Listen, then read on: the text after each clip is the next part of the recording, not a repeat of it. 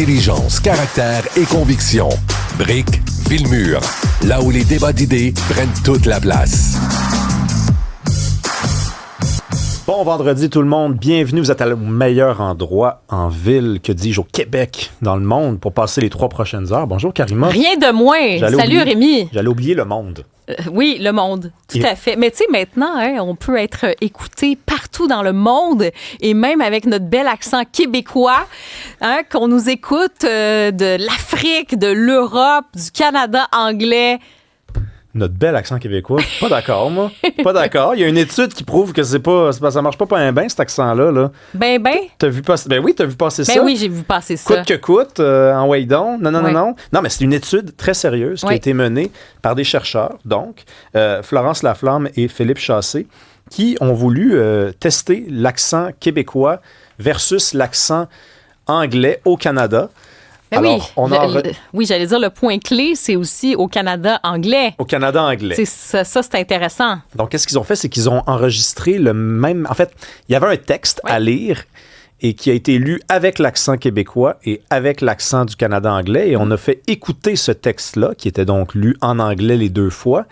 Et le résultat c'est que, selon les gens qui ont été testés, essentiellement des Canadiens anglais, ils disaient l'accent québécois, c'est perçu comme moins intelligent, moins compétent, moins sympathique.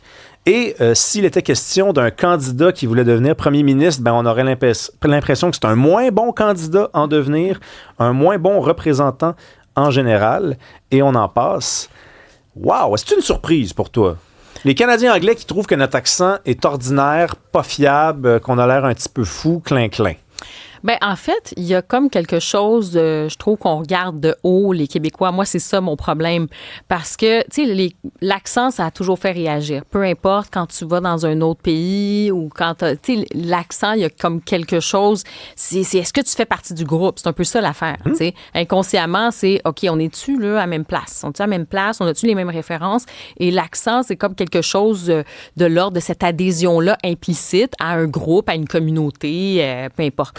Mais ce que je trouve troublant, c'est que cette étude-là, on a fait entendre le message, on parle à des Canadiens anglais. Donc, en théorie, ils ne devraient pas avoir ça parce qu'on nous dit qu'au Canada, on est bilingue. Donc, on est habitué, on devrait être habitué à l'accent québécois. On devrait, au contraire, en être fier, dire « Ah, merveilleux, ce sont nos voisins québécois. » Tu sais, si t'es ontarien ou t'es de Colombie-Britannique, dans cette grande promesse de ce bilinguisme canadien, ça devrait même pas être un enjeu, tu vois. On devrait dire aussi compétent, aussi intelligent, aussi sympathique, c'est nos voisins québécois. C'est normal qu'ils aient un accent québécois quand ils parlent l'anglais. Mais non. Donc, moi, mon problème, c'est ça. Sincèrement, ça me révolte quelque part. Je ne suis pas étonnée, mais ça m'écoeure, pour le dire en bon québécois. Oui, ça m'écoeure parce que, encore une fois, on met le poids sur les francophones du Québec comme si on était des niaiseux. Ben oui, on a un accent québécois ici. C'est normal d'avoir un accent québécois.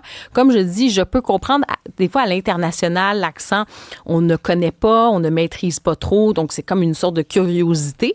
Moi, je l'ai vécu en étant en France.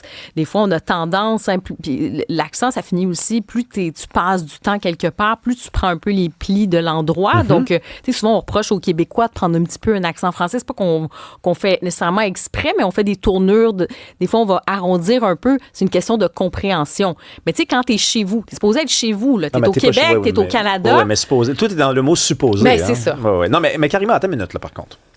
Je suis d'accord avec toi sur tout ce que tu viens de dire, mais je ferais juste ajouter un truc. Est-ce que entre Québécois, on n'est pas, nous aussi, un peu durs envers notre accent? Est-ce que nous aussi, on n'a pas l'impression que notre accent, puis là, c'est certains d'entre nous, est-ce qu'il n'y en a pas certains d'entre nous qui trouvent que cet accent-là fait aussi de nous des gens moins intelligents, moins compétents, moins sympathiques, moins bons candidats pour devenir premier ministre que les autres gens qui ont d'autres accents à travers le monde? Moi, j'aurais du mal à dire, bon, voici la preuve ultime que de l'autre côté de la clôture, on nous méprise, quand de l'autre côté de la clôture, le nôtre, il n'y a pas aussi des gens parmi nous qui nous méprisent, nous. Ouais. La moitié de la job, on dirait qu'elle est faite par nous. Si c'est pas la moitié, c'est peut-être le tiers, tu sais. Mais je comprends où tu veux en venir. Je vais revenir à cet aspect-là de notre accent. Nous, comme Québécois, on est-tu fiers d'avoir cet accent-là ou pas? Est-ce que ça nous gêne un peu? Bon, ça, je reviendrai là-dessus. Mais où je ne suis pas d'accord, c'est que dans ce cas-ci, dans cette étude, on parle des mêmes mots. L'utilisation, ce sont des mots, c'est en anglais, là. On ne parle pas de parler en français, en québécois ou pas.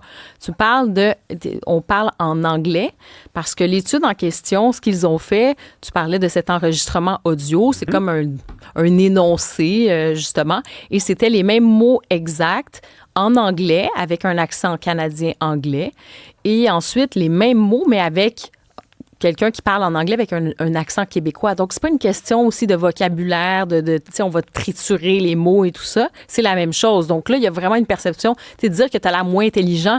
Excuse-moi, mais n'importe qui parle, tu sais, tu vas être d'origine de je sais pas quel pays africain, tu vas être hispanophone, tu vas être d'origine iranienne ou peu importe.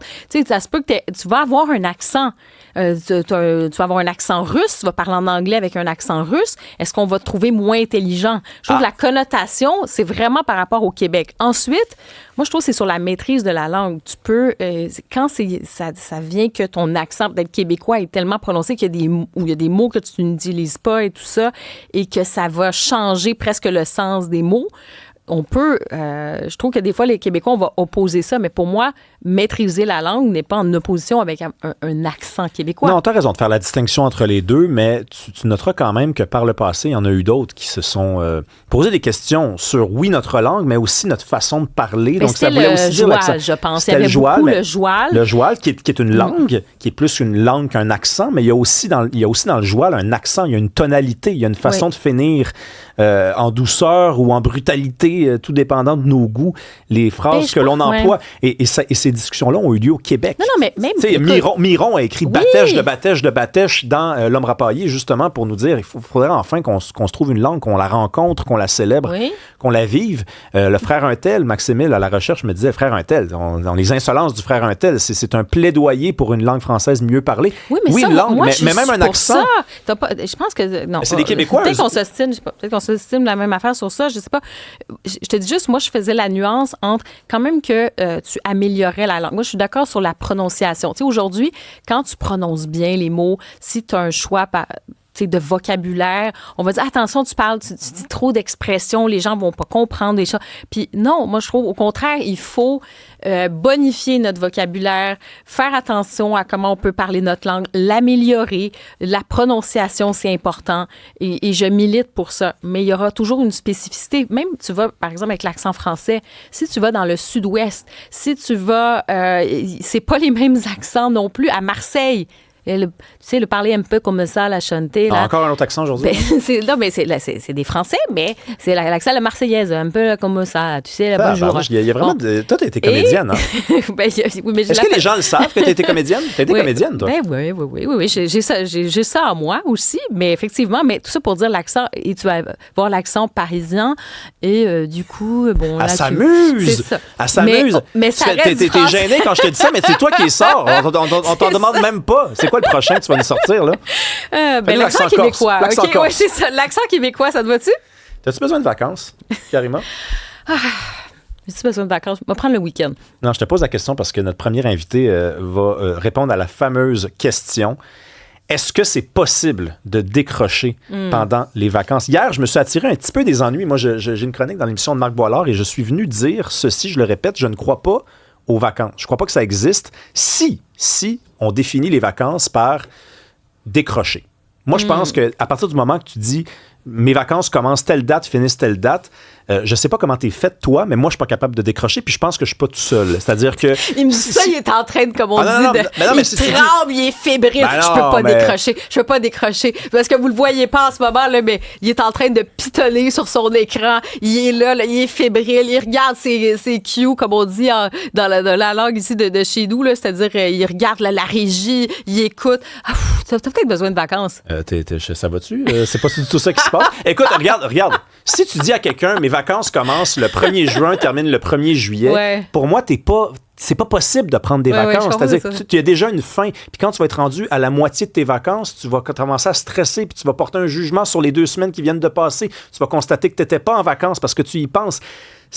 Non, mais c'est parce que je t'écoute, Non, mais je suis déjà essoufflée. mais voilà, mais c'est correct, ça. Habitue-toi. Non, mais tu sais, c'est ça.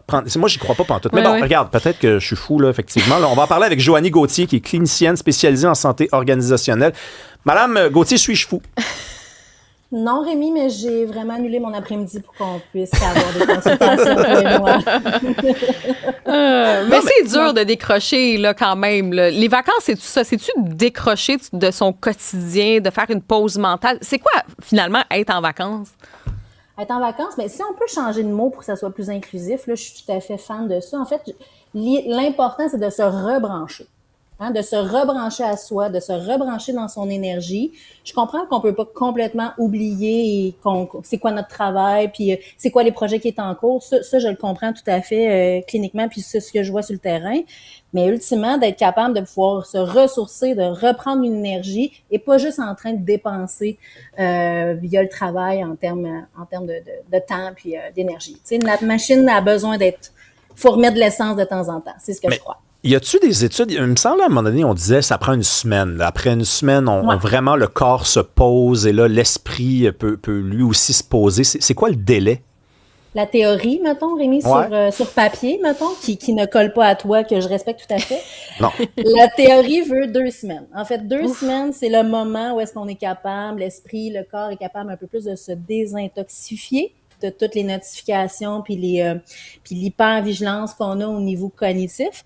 Et c'est à la 3e semaine qu'on est capable de rembourser notre dette, de rembourser en termes de notre énergie et tout ça. Donc, ça, c'est la théorie, mais en même temps, sur le terrain, c'est pas vrai. Je consulte beaucoup d'entrepreneurs ou d'autres gens passionnés, des artistes aussi, entre autres, etc., que ça s'applique pas. Pour moi, l'important, c'est se dire, si je dépense dans l'année, c'est quoi mon plan de remboursement pour pouvoir être capable d'être à flot dans mon énergie et dans ma concentration. C'est tout.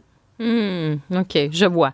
Ben oui, parce qu'on vous écoute, puis là, on se dit 3 semaines, il y a des gens qui n'ont pas ça, ou à la limite, tu sais, qu'est-ce qu'on fait à ce moment-là? Vous dites c'est quand même possible. Qu'est-ce qu'on fait? Exemple, on a 2 semaines de vacances, ou même une semaine de vacances, là. Qu'est-ce qu'on peut faire là-dedans pour quand même recharger ses batteries, même si on n'a pas beaucoup de temps? Ben d'abord, la première étape, ce qui est important, c'est de préparer sa semaine de vacances. C'est-à-dire préparer nos équipes, nos collègues de travail, notre patron, à que votre départ s'en vient. Hein? C'est pas de prendre des vacances en catimini, personne n'est au courant que vous êtes parti, parce que là, les demandes, les notifications vont rentrer comme d'habitude. Mais si on est capable de le planifier puis de dire pendant cette période de temps-là, je ne serai pas disponible ou pour telle situation d'urgence, là, ça va. Parce que votre cerveau, ce qu'il a juste besoin, c'est d'être moins exposé à de la nouvelle information constante qui exige votre expertise d'un point de vue professionnel, etc. Donc, je pense que ça, c'est la première étape à faire. Si vous êtes capable, je sais, Rémi, peut-être ça va être anxiogène, d'enlever les notifications. Je te blague, OK?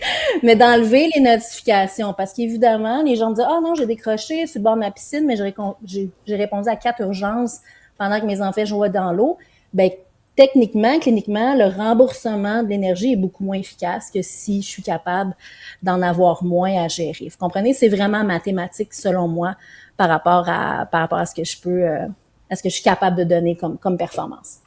Moi, je veux qu'on parle de rien faire. Rien faire, ça, c'est un art perdu complètement. On parle souvent des enfants puis de l'importance de les laisser rien faire, puis là, on a de la pression, il y a des réseaux sociaux, cet enfant-là, il a tel jouet, il a tel nombre d'amis, sa fête, ça ressemble à ça, il fait le tour du monde, et pourtant, des fois, ils apprennent un tas de choses en ne faisant rien. Même chose pour les adultes. Est-ce qu'on est capable de rien faire sans se sentir coupable de ne rien faire? C'est une grande question. Il faudrait que je revienne pour en discuter puis qu'on fasse notre étude ensemble. Mais ultimement, je pense qu'en Amérique du Nord, ça fait pas partie de notre culture, malheureusement, que de rien faire, c'est OK. Je pense que c'est mieux depuis les dernières années, bien sûr, mais si on va voir nos amis en Europe ou autre chose, qui de rien faire est valorisé et OK socialement, ben on n'est pas rendu là.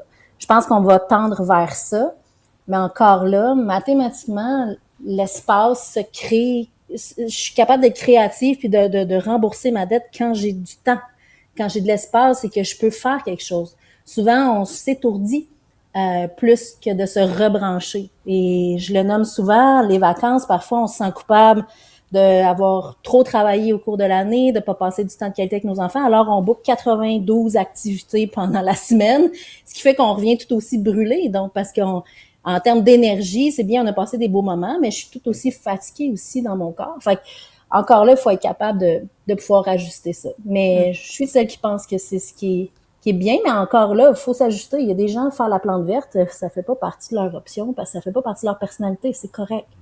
C'est correct. Juste pas 92 activités, s'il vous plaît. Ben c'est ça. Est-ce que le culte de la performance, est-ce que vous voyez un peu sur le terrain qu'on veut aussi performer ces vacances? Oui, parce que je pense qu'il faut redéfinir c'est quoi notre définition de la performance. À l'heure actuelle, c'est beaucoup selon le nombre d'heures travaillées. Si je suis vraiment toujours impliquée, si je suis toujours rejoignable, là, c'est comme là je suis un bon gestionnaire ou un bon employé, ce qui est faux techniquement. Tu sais, ce qu'on valorise comme performance, c'est peut-être d'avoir des belles relations avec mes employés, avec mes collègues. Et je peux tout à fait atteindre les mêmes objectifs en changeant certaines aussi de mes méthodes de travail, d'être moins dans de l'exécution, qu'on travaille en équipe. Donc, on peut arriver à la même destination en prenant le chemin le plus court. C'est ce que je crois. Il y a un auditeur qui écrit 2 semaines, ce n'est pas assez. Imaginez les gosses à construction quand tu as mal partout et que tu as que 2 semaines l'été, 2 semaines l'hiver. C'est vrai. À un moment, tu commences tes 2 semaines de vacances, puis en réalité, tu aurais juste besoin d'aller à l'hôpital, te faire masser, puis de subir une espèce de cure thérapeutique, mais tu n'es toujours pas en train de planifier, parce que c'est ce que vous disiez qui était le plus important, de planifier des affaires. Tout à fait. Question un peu bête, pas tant que ça finalement. On est-tu mieux d'être en vacances en même temps que tout le monde? Ou d'être en vacances alors que tout le monde travaille, pour l'esprit, mettons? C'est très relatif, dépendamment de votre rôle aussi dans l'organisation, c'est certain. Mais quand tout le monde prend ses vacances en même temps, l'avantage, c'est que je ne suis pas notifiée ou sollicitée pendant ce temps-là. Donc, c'est sûr que là, le repos ou l'envie de me reconnecter, me rebrancher à mon travail est beaucoup moindre. Mais forcé d'admettre qu'il y a certaines organisations qui sont 24/7, c'est en roulement continu. Vous en êtes un bel exemple. Donc, ultimement, ça, c'est plus difficile. Mais de pouvoir trouver votre allié qui peut vous remplacer. Et aussi, ça fait en sorte qu'il ne faut pas tout garder dans notre tête. Il faut être capable aussi de partager l'information. Et juste sur le retour de vacances, est-ce qu'on peut prolonger ça un petit peu, cet état de bien-être? Si on a réussi à décrocher, peu importe comment, là, parce que d'ailleurs, il y a un auditeur qui nous dit « Je prends jamais de vacances, juste des fins de semaine de 3 jours. Je déteste le retour au travail après 2-3 semaines. C'est juste déprimant. » Donc, comment on fait là, pour que ce retour-là soit pas trop violent? C'est une bonne question. Au même titre qu'il faut planifier notre départ, il faut planifier notre retour. Donc, si vous êtes ceux et celles qui planifient dès le jour 1 du retour un paquet de meetings, un paquet de rendez-vous déjà en partant, c'est impossible parce que techniquement, il faut que je sois en rattrapage de mes courriels, en rattrapage de ce que j'ai manqué. Donc, c'est correct et c'est légal de pouvoir se dire « Je ne suis pas disponible dans les 3-4 premiers jours de mon retour parce que je suis en train de me rebrancher à ce que j'ai manqué. » Donc, encore là, ça aussi, c'est quelque chose qu'on peut planifier pour que ça soit moins violent, justement.